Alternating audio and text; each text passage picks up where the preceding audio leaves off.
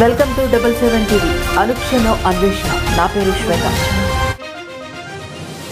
అనకాపల్లి జిల్లా నర్సీపట్నం నియోజకవర్గం మండల కేంద్రమైన నాతవరంలో వైఎస్ఆర్ కాంగ్రెస్ పార్టీ మండల స్థాయి విస్తృత స్థాయి సమావేశం నిర్వహించారు. ఈ కార్యక్రమానికి ముఖ్య అతిథిగా వచ్చిన మాజీ శాసనసభ్యులు పెట్ల ఉమాశంకర్ గణేష్ మాట్లాడుతూ తెలుగుదేశం ప్రభుత్వం మోసపూరిత వాగ్దానాలతో అధికారంలోకి వచ్చిందని అన్నారు. సూపర్ 6 పథకాల పేరుతో నిరుద్యోగ యువతను మోసం చేసి ప్రతి నెల 3,000 రూపాయలు నిరుద్యోగ భృతి ఇస్తారని చెప్పి ఏడాది అవుతున్నా ఎంతమందికి ఇచ్చారని ప్రశ్నించారు. అలాగే నర్సీపట్నం నియోజకవర్గంలో 1వ తరగతి నుంచి 12వ తరగతి వరకు సుమారు 40,000 మంది విద్యార్థులు చదువుతుంటే 27,000 మందికే మాత్రమే తల్లికి వందనం ఇచ్చారని, మిగతా 13,000 మంది పరిస్థితి ఏంటని ప్రశ్నించారు. ఎస్సీ, ఎస్టీ, బీసీ, మైనారిటీలకు 50 సంవత్సరాలకే పింఛన్ ఇస్తానని చెప్పి ఎంతమందికి ఇచ్చారని ప్రశ్నించారు. క్యూఆర్ కోడ్ స్కాన్ చేస్తే చంద్రబాబు చేసిన మోసాలు తెలుస్తాయని గ్రామాల్లో అందరికీ తెలియజేయాలని కోరారు. ఎప్పుడు ఎన్నికలు వచ్చినా జగనన్న గెలుపే ధ్యేయంగా పనిచేయాలని కార్యకర్తలు కోరారు. ప్రతి కార్యకర్తకు పార్టీ అండగా ఉంటుందని, ఎవరికీ భయపడనవసరం లేదని తెలిపారు.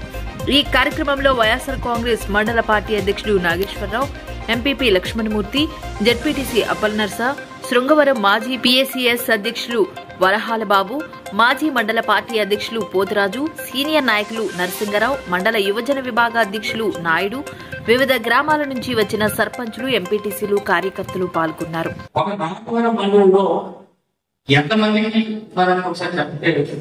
ఈ సోపరిస్థితి సాంఘికంలో నిరుద్యోగ వృత్తి 3,000 రూపాయలు ఇస్తున్నారు.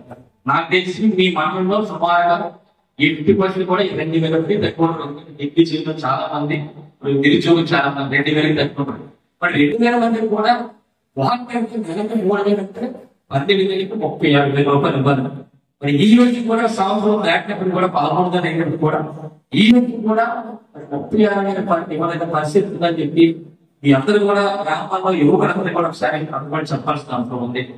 అలాగే తల్లికి వందనాలు ఒకసారి చెప్పండి, తల్లికి వందనాలు గురించి కూడా చెప్పాలి. ఈ రోజు తల్లికి వందనాలు కంటే సుమారుగా ఈ రోజు నియోజకవర్గంలో 20,000 మంది నీకు అభిప్రాయం చెప్పంటున్నాను. కానీ మేము డేటా తీసుకున్నాం, మొన్న కూడా చెప్పాను.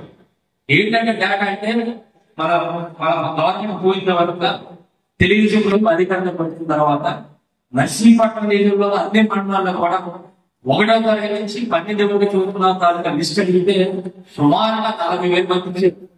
40,000 మంది చెప్పాడుతున్నారు. 40,000 మంది ఇక్కడ చదువుతున్న పిల్లలు ఉంటే తల్లికోవడం ఇది కేవలం 27,000 మంది అంటే సుమారుగా 13,000 మంది కాబట్టి మళ్ళీ నాకు ఏం చెప్పారు చిన్న గారు, ఈ 4,42,000 కోట్లలో 2,000 చంద్రబాబు గారు దిగిన దానికి 2,60,60,000 కోట్లు. అంటే జగనన్న ప్రభుత్వంలో అప్పు చేసినట్టే కేవలం 1,75,000 కోట్లు. ఇది స్వయాన సెంట్రల్ తీసుకుని చేసింది. దీనికి మన ప్రభుత్వంలో జగన్ ప్రభుత్వంలో 1,80,000 కోట్లు అప్పు చేస్తే దానికి 15 లక్షల కోట్లు అని చెప్పి మరి ఎలాగా మీడియా ఉంది కనుక మీడియా ద్వారా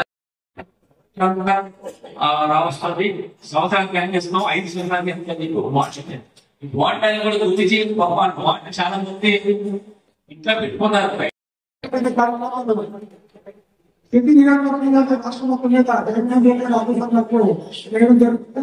అందులో భాగంగా మన నర్సీపట్నంలో నాయకులందరూ కూడా మన మీటింగ్కి చాలా మంది వరకు వచ్చారు.